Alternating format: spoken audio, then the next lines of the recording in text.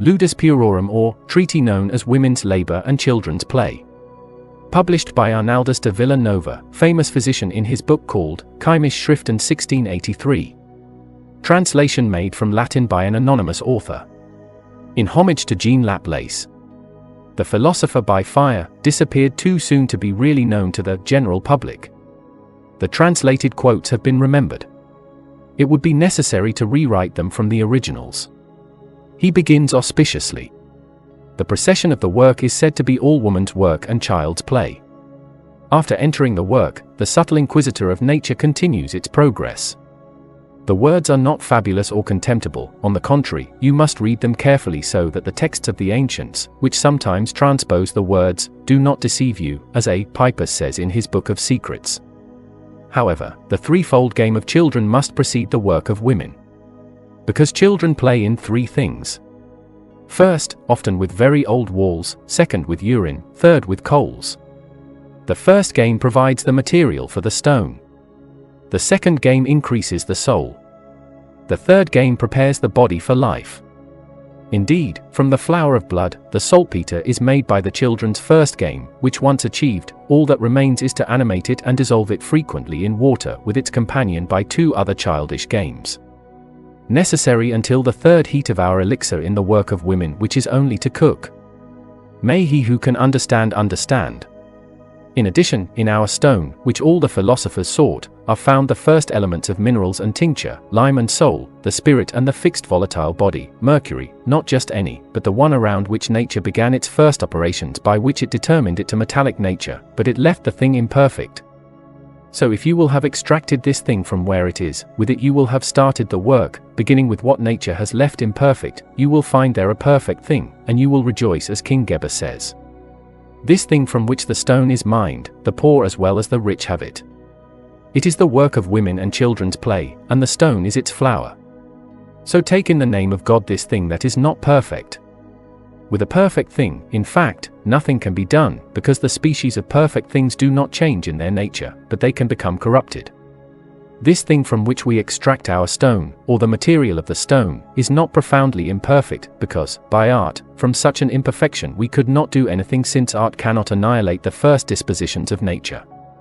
This thing is a middle thing between perfect and imperfect bodies.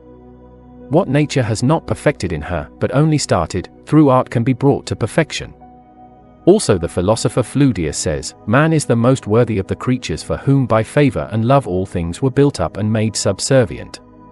Also this thing which the body receives no esteem, nevertheless has in it that which preserves the health and the youth, which drives out the languor and diseases of the man and the metals, and consumes all superfluity. This is all that our elixir does, and better than Rhodes the medicines, potions and confections of Galen, of Hippocrates, Avicenna and of the other philosophers. Also he drives out leprosy from man. Of this, Albert the Great says, in his Minerals, that a very great virtue is found in every man, and especially in the head, between his teeth, so that nowadays it has often been found in ancient burials, gold in fine and oblong grains between the teeth of the dead. This would be impossible if there were not in man some mineral virtue, which is in our elixir. This is why it is said that the stone is in every man. Adam brought it with him from paradise, and from this matter in each man we must extract our stone or elixir. For this Arnoldus says, that it was never the intention of the philosophers that our stone was by the mineral principles, namely quicksilver and sulfur, vulgar. But in perfect bodies where there is a perfect commixion between this living moon and this excellent bright sulfur. When the body is mixed with the spirits, it becomes a unique thing with them, so that one never separates from the other, just as water mixed with water, for the whole to be renewed to the nature of its homogeneity. And if it were not, the philosophers would not have said that if the bodies are not converted into incorporeal, nothing will be done in this art. Note these words well, seal the mysteries, because in this work is declared what our stone is, since the principle of the philosophers is to dissolve the stone thus. If our stone was composed by the first mineral principles, it would be necessary to sublimate it, calcine, fix and finally dissolve, which is contrary to any philosopher, because they say that if the bodies do not become incorporeal, you will not get anything. In conclusion, we must therefore say that the principle of our work is the solution of our stone, because the dissolved bodies are reduced to the nature of spirits and better fixed. So the solution of the body is the coagulation of the mind. From there, the philosopher Anaxagoras says that Our stone is a sublime sun and return to the greatest mineral virtue. From where Liliator says, from this gold and precious gem we have obtained a lot of pure gold. Alphidius the philosopher says, freeze the quicksilver by the body of our magnesia. The philosophers do not understand the quicksilver that we see, but by quicksilver they mean the humidity of this mixture, which is the radical humidity of our stone. And by magnesia they did not understand that which the vulgar see, but the whole mixture from which we extract this moisture which we call our quicksilver. This moisture, in truth, runs in the fire and, in the same fire, dissolves all the compound, freezes it, blackens, whitens, reddens and perfects it. Alphidius the philosopher says, in our stone or compound are the sun and the moon in virtue and power, and quicksilver in kind, because if these things were not in our stone and compound, there would be neither sun nor moon. And yet, it is not common gold or common silver, because this sun and this moon which are in our work, that is to say in the stone or compound, are better than those of the vulgar. Indeed, the sun and the moon which are in our compound are alive and green, while those of the vulgar are dead. The sun and the moon of our stone or compound are therefore in power and not visibly. Our stone, what it is to touch, weight, taste and smell. Mithridates said to Palladius, the touch of our stone is delicate and there is more delicacy in it than in its body. Its taste is very sweet although its nature is acid. In fact, its smell, before making, is heavy and fetid, and it takes on the smell of a dead body. Also its odor is bad and assimilated to that of sepulchres. His weight is serious. I have never known another stone which was similar to it in effect. In this stone are contained the four elements. It is like the world and the composition of the world. In this world, we cannot find another stone for our art, and anyone who has looked for another stone for our work will be entirely frustrated in his intentions. How our stone must title recognized by the circumstances. And if you don't understand our Peter by this means, you will never hear him. Halley, philosopher and king, said in the Pete, our stone is found at all times and in all places, with every man, etc. Arnaldus de Villanova says, take it for certain that the expenses of our very noble art do not exceed the price of 2 gold coins at its first acquisition, that is to say operation. However, this medicine must become accustomed to fire, likewise that the child is fed on his mother's womb. Arnauld also says, there are 3 mines from which we must extract our stone.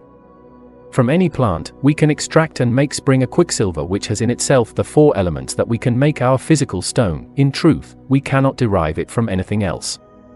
No, truly, that God the Most High Creator naturally made 3 principal and very excellent mercury. One is found in minerals, that is to say in the sun and the moon. In plants is the second mercury, i.e. in the vine.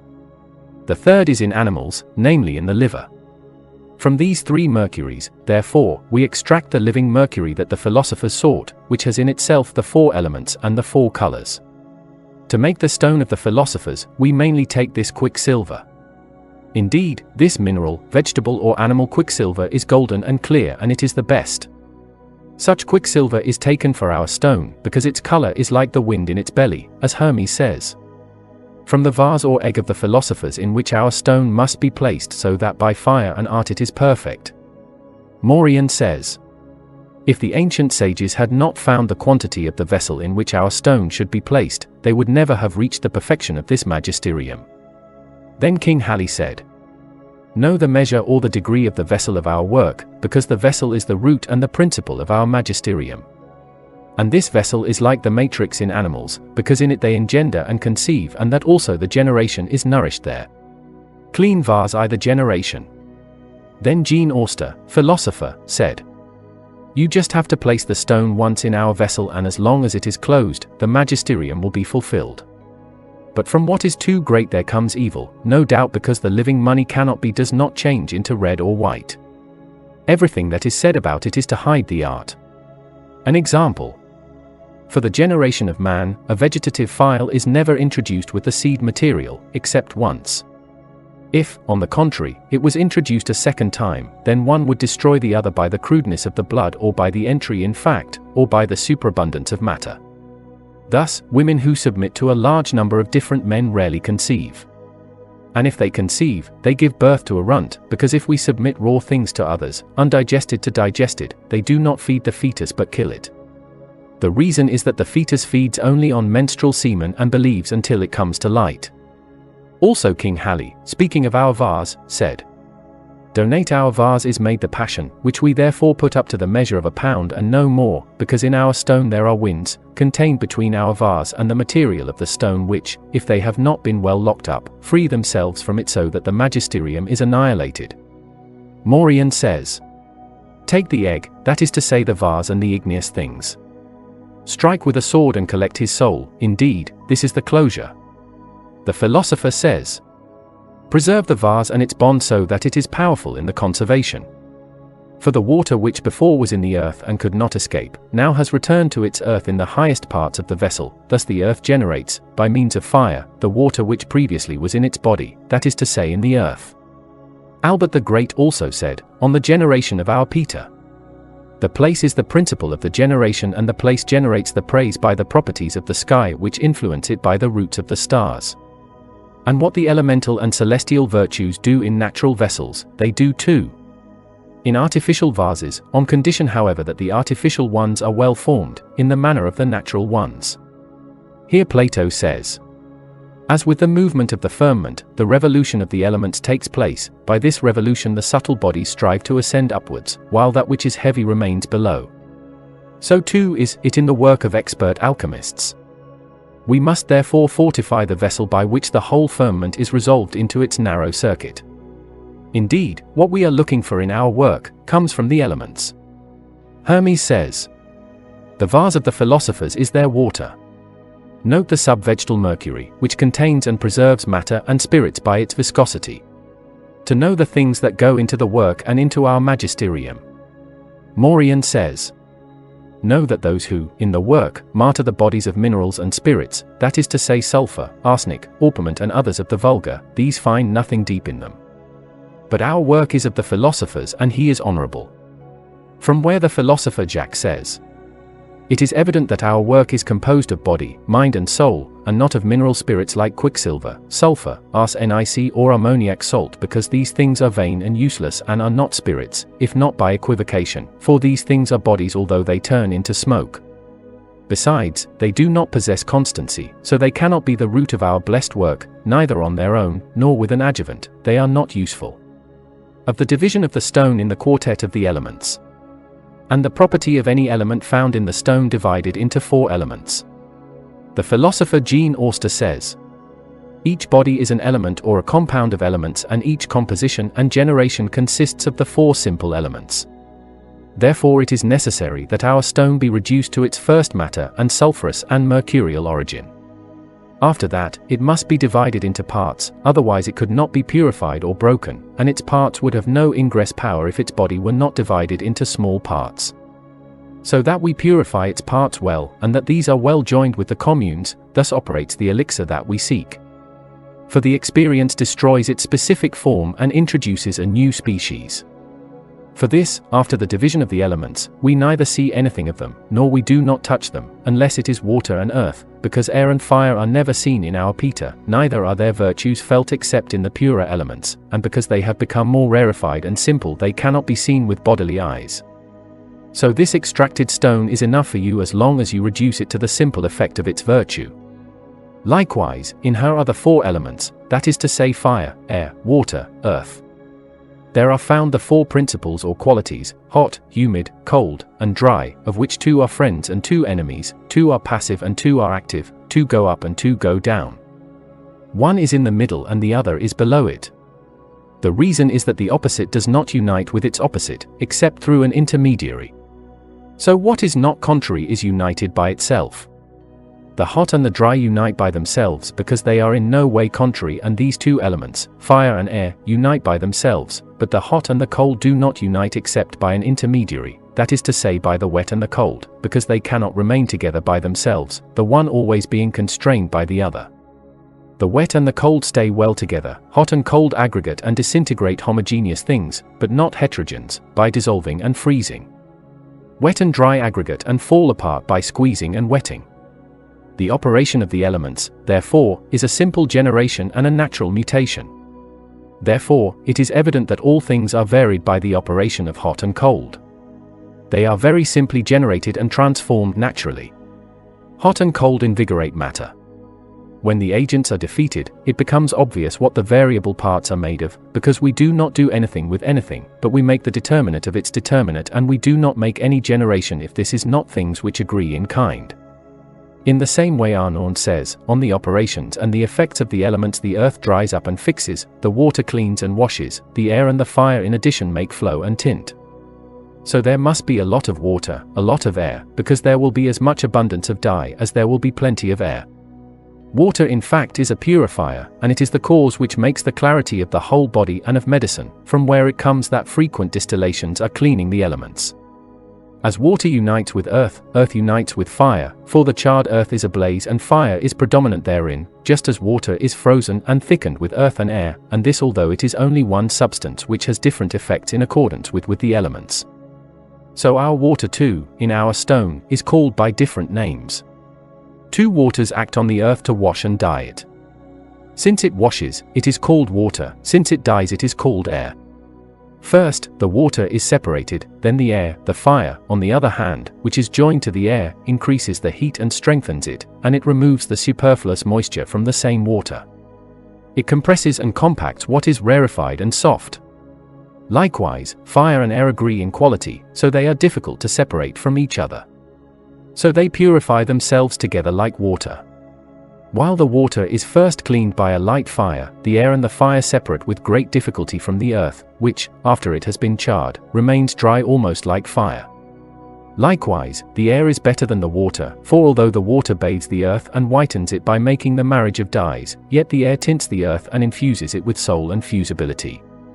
Note well what I have said, and you will have the stone in your work of water and earth only, and you will use the stone dry in fire and in air only. The air really is oil, tincture, sun, soul and ointment of the philosophers which perfects the whole magisterium. The air is tinted water and its tincture is fire because the same water is body and the air is the spirit which carries fire. But the oil is soul likeness which exists in the body, and this oil is never taken out of the body except by means of water, by a long decoction. Indeed, water is an extracted spirit. Oil is like the soul in the body and nothing else. Likewise, Arnauld again says of the effects of the four elements. Air feeds fire as water feeds the earth. In fact, fire lives on air and air lives on the element of water, and water on the element of earth. So fix the earth and the water so that the air can fix itself in water, because if you have killed the water well, you have killed all the elements, and they are dead. Nevertheless, water does not appear without the earth, and a fruit never arises without a body in which, while it dies, the seed can give the fruit, because the earth remains fixed in itself, too. It fixes with itself and retains the other elements. Water indeed, since it is cold and moist, purifies the earth and thickens it, because cold and damp is the thickener of dryness. However, the wet is quick to receive an impression and quickly gets rid of it, so the dry and the wet unite and temper each other. The dry acquires moisture by continuation of the S, just as the wet receives and easily acquires an impression of the dry which holds the imprint firmly and endures any fire. Thus the wet defends the dry from its separation and the dry defends the wet from its malleability, while the air surrounds the water, clarifies and reddens the earth and the complexion so that it is suitable for the extension and merger. The fire matures all compound, it subtilizes and reddens, greases and firms the air, tightens the coldness of the earth and of the water, and brings back to a better complexion, it gives the quantity. The heavy elements, which are earth and water, are for fixity and stillness. Light elements are more useful for melting and dyeing. Hence Aristotle said, I will divide the stone for you into 4 operations, that is to say 4 elements. When therefore you have had the water of the air of the fire and the fire of the earth, then you will have the complete art and tincture. So disperse the earthy substance by distillation in moisture and heat until they meet and no longer disagree or separate. I will then add 2 operational virtues, namely water and fire, because if you have mixed water only, it will turn white, and if you have added fire it will redden by the bounty of nature and the Creator, etc. From the separation of the elements in our stone, which must be understood philosophically. Philosopher Rhasis says, know in truth that none of the philosophers heard that our stone is divided separately into the 4 elements, as fools do. And as it follows from what Arnauld says, Know in truth that in our stone the elements are not divided according to substance but according to virtue, because an element is never found pure and simple, unless it is in its sphere. However, it happens that the active and passive qualities of the elements, according to some predominance, can reciprocally separate and divide, as for example during the separation of sticky water and its substance where coldness predominates, then we say that the water is separated. But if we separate the deeper substance where heat predominates, then we say that air and fire are separated and we speak of aerial or igneous substance. May he who can understand, and who will not be able, that he does not interfere in science and art. In conclusion, we must say, our water is extracted from the substance of the hand, and not of another, because in these there is more tincture. As for the earth, I do not think of any color or substance so much. That it will not be subtle, clear, fixed, etc. From the true philosophical putrefaction of our stone. Arnaud in his Rosary says, in our work putrefaction is necessary, because there is nothing that does not have birth or growth or soul except after putrefaction. If the body has not been putrefied, it cannot be melted or dissolved, and if it has not been dissolved, it will be annihilated. Our putrefaction, therefore, is neither sordid nor filthy, but it is at least a commixtion of water with earth and earth with water until the body becomes a single thing. Here the philosopher Maurian says, in the putrefaction of our brass, the spirits are put into the body and dry up there. And if the water is not dried up with the earth, the colors will not appear. So our putrefaction is nothing other than the death of the wet with the dry. And our putrefaction does not happen without the wet and the dry, because the earth is kept in dryness and cannot rise by itself.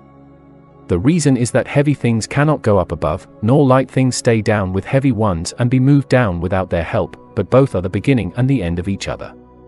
From there King Halley said, know that if you have not sublimated the body until it becomes water, the water will not become quite putrid, nor will it be able to freeze except by fire. Indeed, the fire freezes the commixtion of our stone.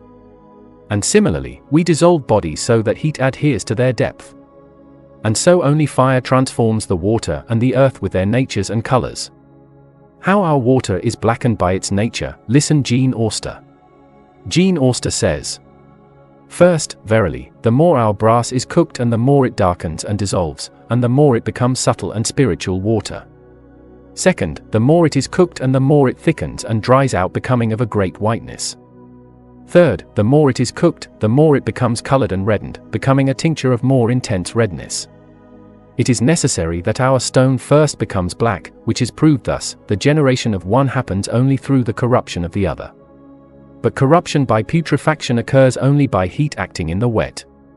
However, the heat acting in the wet first makes the blackness, thus it becomes evident that the beginning of our work is the blackness and the raven's head. The philosopher says in the Peat, when you have seen the darkness come to this water, then know that the body is liquefied. It is then opportune to continue a light fire on the same until it has known a dark fog that it will have generated. The intention of all philosophers has always been that the body, now dissolved in black powder, enters its water so that the whole becomes a single thing, and pure water welcomes water as its own nature. The Rosary of Philosophers says, we must cook this blackness of water by a light fire until it is blackened in its water, that is to say until the whole becomes water. Mixture with water, and the water accommodates the water so that they will not be able to separate from each other. The false alchemists and the ignorant, hearing water, believe that it is the water of the vulgar. But if they had read the books of the philosophers, they would certainly know that this water is pregnant with childbirth. This, however, without her body with which she was conjoined, remains a single permanent water. From there Avicenna says, until darkness is apparent, the dark woman dominates, and she is the first force of our stone, because if she does not turn black before, she will not turn white or red, for red has been made up by white and black. Follows the work of bleaching and how our stone is to be bleached. Listen to the Rosary. Our medicine is unique in essence and in action, and it is necessary that this medicine, namely white, cannot become red or be able to redefine, if it was not previously white, and this because no one can go from the first to the third degree if not by the second. Thus there is no passage from black to citrine except through white, because citrine has been composed of very pure black and a lot of white. Therefore, we cannot make this medicine white and red if it was not black before and then after bleached. White medicine and red do not differ from each other in essence, but they do differ in that red has greater sutillation and longer cooking time in the fire regime. And this is because the end of the white work is the beginning of the red work, and what was perfect in one must be started in the other. In fact, all of our magisterium begins and is perfected in a single way, that is to say by cooking. The Rosary says, "The sublime quicksilver of our brass, from which all things are made, is pure water and a true tincture. From our brass is made the white sulphur which whitens our brass and from which the spirit is retained, so let it not run away. But this sulphur will not be able to redden our brass if it has not previously operated on white, for only white sulphur whitens our brass. Therefore, it is clear that our brass will be of as much more beautiful as the sulphur will have been white." From where in the Pipus is said, "Spirits are united in the color white because they cannot run away. That is why it is recommended. Whiten the brass and tear your books, so that your hearts do not corrupt. Indeed, the earth rots and is cleaned by water. And when it's been cleansed, the darkness will retreat and it will turn white. And now the dark one will perish, and the man ascends on the woman and takes away his own darkness. Thus the Mercury, that is to say the fugitive serf, will penetrate the body and the spirits will be constrained in the dry, and then the corrupting and distorted black will cease and it will become white and luminous." From where the Philosophers say in the Pete, "Our magnesia does not allow the spirits to flee, nor the shade of the brass to appear subsequently. For this itself is the white and fixed sulphur which tints and perfects every body and converts it into white." The Philosopher says, "If it were pure quicksilver, the strength of the unburnt white sulphur would coagulate it into white, and this is an excellent thing that those who operate in alchemy can have, and they convert it into white because nature contains itself a nature and, in truth, marriage unites them reciprocally. There is only one single nature which in its operations is converted into another nature, because nature is charmed by a nature and rejoices in it, and a nature exceeds a nature, and a nature encloses a nature by teaching it to fight against fire. However, they are not of different natures, nor of several, but there is only one single nature which in itself roots the natures, and all that is sufficient for our art, because by a single arrangement nature begins and perfect his work. How our stone should be reddened, listen to the Rosary. If you haven't bleached our brass before, you won't be able to redden it because no one can go from one end to the other except through a middle. That is to say, no one can go from black to citrine except for white, because citrine has been made up of a lot of white and very pure black. So whiten the black and reddish the white and you will have the magisterium. For as the year is divided into 4 parts, so is our blessed work. Indeed, there is first winter, cold, wet and rainy. The second period is spring, which is hot, humid and flourishing. Third is summer, which is a hot and dry period, that is to say ruddy. The fourth period is autumn, cold and dry, and it is time to collect the fruit. By this arrangement, we tint natural things, until they bear fruit at the desired point, for now winter has passed, and the rain has passed, the night has withdrawn, and in our land the flowers have appeared, the time of the cup has arrived. But as well as we are on the white rose, we will only achieve this by converting the metallic and sick bodies into white, by art and operation. And when you have seen this whiteness rise, be sure and happy, because in this whiteness the redness has been hidden. And we must not extract this redness, but only conduct the fire until everything is red. Thus it appears that the color of the rubification is perfectly created by the complement of digestion, because in man the blood is not generated if it has not been carefully cooked in the liver before, and after this redness, no water or anything else gets in it until it is cooked. At addition of redness, it is indeed the time of summer and of fruits, that is why it is necessary to burn with dry fire without humidity until it is reddened with a perfect redness, therefore do not cease, although the red air is somewhat slow to appear. For just as the first digestion of the stomach whitens everything, so the second digestion, which is done in the liver, makes everything red. Therefore, from the above, it is clear that, the fire being increases after the whiteness, you will have the redness of the first colors, while between these colors will appear the citrine.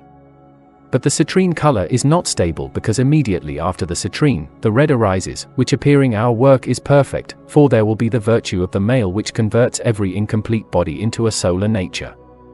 Hence the Philosopher says, if it was pure and clear sulphur with the red, and in it there was found a simple and non-burning ignite, it will be an excellent thing that the alchemists will be able to collect, so that from it they can make gold, etc. Again on the reciprocal, natural, mutual and circular neighborhood of the elements. Albert the Great says, "It should not be overlooked that in everything, circularly reciprocal, by generation, the breakthrough will be all the easier if they have conformity in several points. Hence it happens that gold is made more easily from silver than from any other metal. So arrange nature well so that the elements circularly communicate qualities to each other, until circular transmutations are made of them and the elements become circular transmutation. So, for example, the earth communicates its dryness to the fire, then the fire its heat to the air its humidity to the water, then the water communicates its coldness to the earth and the earth again its drought to the water. Fire. Circularly therefore, the earth desires to be in the form of fire because the almost greedy fire acts naturally on the earth and converts the matter of the earth into its own form. Again, the same matter of the earth desires to be in the form of air, which air is almost naturally eager for fire, consequently it acts on fire and on earthy matter. The fire had made the earth in its own form, now this matter naturally desires in the form of water. Water, greedy for this thing, acts on the air and on this matter which was fire, air and earth, and thus converts it into its form. When then this matter will have been modeled in all the forms of the elements, it will naturally desire to be all these forms simultaneously, and the elements, avid of this thing, naturally and almost violently want to be simultaneously in all these forms, because they are active and passive and contrasting. From this contrast and this brawl, the elemental forms are destroyed and restored under the aspect of the elements, but relatively to itself, that is to say by circular transmutation, the matter of the elements becomes elemental. Blessed Thomas Aquinas says about the form of the elements united in the same body. I saw and made by artifice the cooperating nature. I took a certain sulfur which was of an igneous nature and transmuted it into pure water which, by art, I transmuted again into air and water. When I wanted to transmute it in the earth, so that it would become purer earth, I found a certain red stone, very clear, diaphanous and luminous, and I saw the shapes of the elements and their contrasts in this matter of stone. What virtue it came from if not passion? By the redness, I became aware of the igneous form, by the diaphaneity, of the form of water and by the luminosity, of the aerial form. From where Arnaud in his 10 says, "The very blessed Father Hermes Philosopher said, that metals consist of the 4 elements and that any element abounds of the 4 elements in its matter, because we are not given a simple element. In the matter of metals, it is also necessary that the elements have a common substance of the bodies which is common to the form of these elements so that by this one they can be transmuted. And this same matter which was water, becomes air, earth, there are therefore 4 qualities or virtues which come from the being of the elements and each of these can be said to be elemental matter. These virtues are to heat, cool, dry and humidify. 2 of these qualities are active, namely hot and cold, 2 on the contrary are passive, namely wet and dry.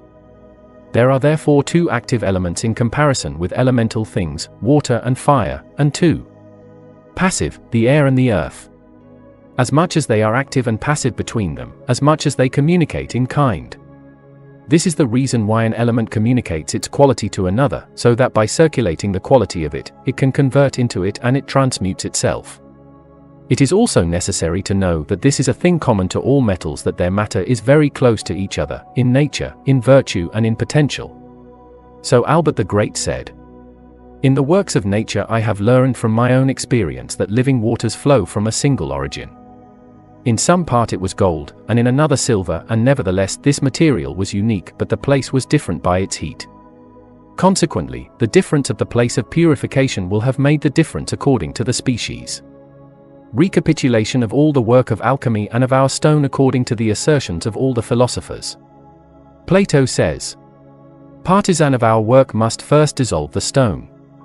Then, coagulate, because our work is none other than to make a perfect solution and coagulation." Hence the Rosary says, "What is not converted into water does not reach perfection." We must therefore never use any commixtion and destruction in the whole regime of our work, but only convert into permanent water whose force is spiritual blood, that is to say tincture, without which nothing can be done. In our operation, the body is converted into a spirit, and the spirit into a body.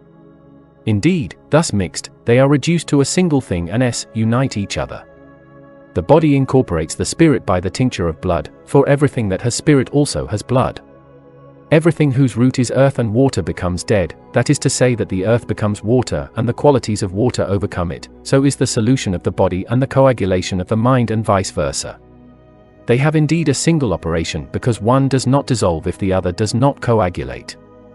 So you bring the sun together with the moon and coagulate with the sun because from there the effects will appear, since the lower part is pushed downwards and because the upper ones naturally dominate the lower ones. Of the Halley, King and Philosopher says, both, that is to say the solution of the body and the coagulation of the mind, will be a single operation, and one cannot be done without the other. The reason is that when the body and the soul are united together, each of these two acts on its companion. When the earth and the water are united together, the water seeks to dissolve the earth by its moisture and its virtue, its intrinsic property, make the earth more subtle than it was before, and it makes the earth similar to itself in the body so that it becomes water. On the contrary, water becomes thick with the earth and becomes earth-like in density because the earth is thicker than water. So Albert says, in The Secret of Secrets, know that between the solution and the coagulation of the mind, there is no delay in time, nor difference in work, since one cannot be done without the other. Whatever the mode between the water and earth, there is no different part, nor time limit, so that one can recognize in their operations that one separates from the other, but there is a same and unique operation which is done simultaneously. Arnauld says, the work of our stone is its dissolution, knowing that the matter of the stone cannot be destroyed unless it remains in some form.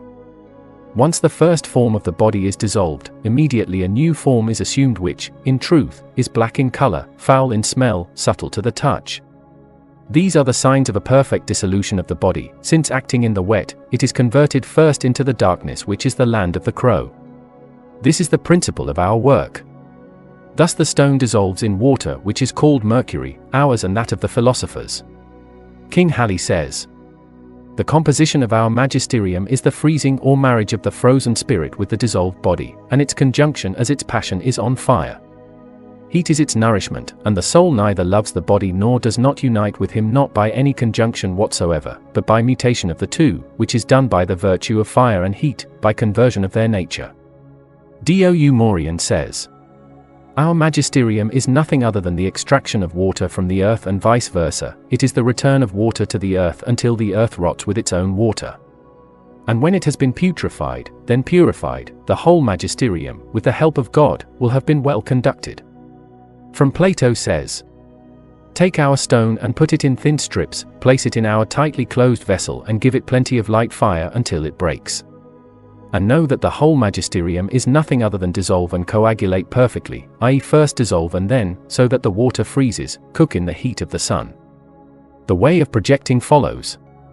How our stone should be projected onto metals. Let the weight of a denarius be placed on 10 weights of vulgar mercury cleaned by salt and vinegar and then dried. Let the crucible then be placed on the fire, and when the mercury begins to boil and smoke, then immediately spray the white medicine on the molten mercury. Then the medicine begins to melt on the surface, like oil.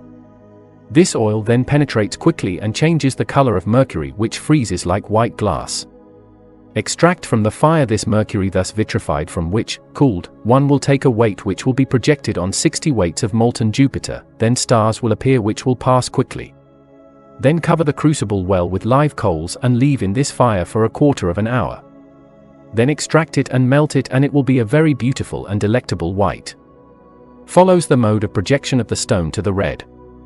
Fund ½ ounce of mercury and ½ ounce of Jupiter separately, then place your medicine on the molten Jupiter so that it remains a little mixed in the crucible so that they incorporate well.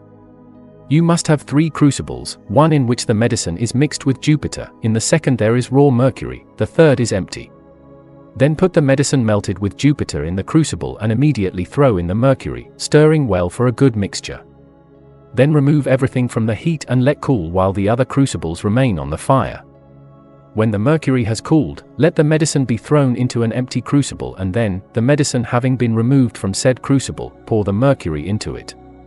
You must always do this until the medicine has coagulated the mercury, which, frozen in red, diaphanous and transparent glass, you project a weight of this red glass on 44 of molten Jupiter, and it will be a really good proportion. Do with this one in the same order that you followed before in the projection of white medicine. It should be noted that if the metal is not frangible, you must add a larger quantity of imperfect body, i.e. Jupiter or Saturn if the projection was made on Saturn. And you can do the same for all metals. You must know that it is necessary to add the adjuvant of the bodies little by little and in the right proportion and quantity. If you put too much of it, it will have to be removed because otherwise the imperfect and superfluous body would not remain. Next, the multifaceted virtue of our stone and its ineffable medicinal effect, then the operation and the multiplication. Philosopher Menander says, "When you will have reached the end of our work, you will not need to repeat it, because its action is made stronger by the fire which consumes everything, which the artificial fire which has wooden does not do. Plants that it consumes, but it does not consume all the parts of things and leaves ashes and coals. However, the medicine of our stone leaves nothing in things because it completely converts them from their form into its essence. Indeed, our medicine is like a spark of fire which, in action, is increased and increased in quantity as Hermes says. It increases and multiplies as much as necessary, so that whoever works in this way, stops this action at a certain point, out of boredom. And this is the poison of which the philosophers boasted, with which they vivified the stones, whose natures have been destroyed and they reduce them to a temperate nature. Therefore, do honor to our stone." Hermes says, "When our stone comes to an end, we won't see anything more subtle. So, do not be surprised if the supercelestial bodies are incorruptible in them when, in the lower ones, it is found in nature of the incorruptible and not subject to the other lower bodies. If our stone was in the fire until the last day, it would not be consumed or transmuted, which Hermes exposes saying, when I reached its end, it was such a joy to me that I never have any. Had such in my life, seeing that so much essence could be retained in these lower places without elemental matter. O nature, the greatest of creatures that contains what fire cannot. How our medicine treats all ailments and infirmities and how to use them. This is the way to use medicine according to all the philosophers. If you want to use our medicine by mouth, then take the weight of 2 ducal florins for a pound of any preparation and eat this, making in winter the weight of a drachma. And this thing will drive away bodily infirmities of whatever nature, whether hot or cold. It preserves health and youth in man, and out of an old man, she makes a young man, she makes white hair fall out.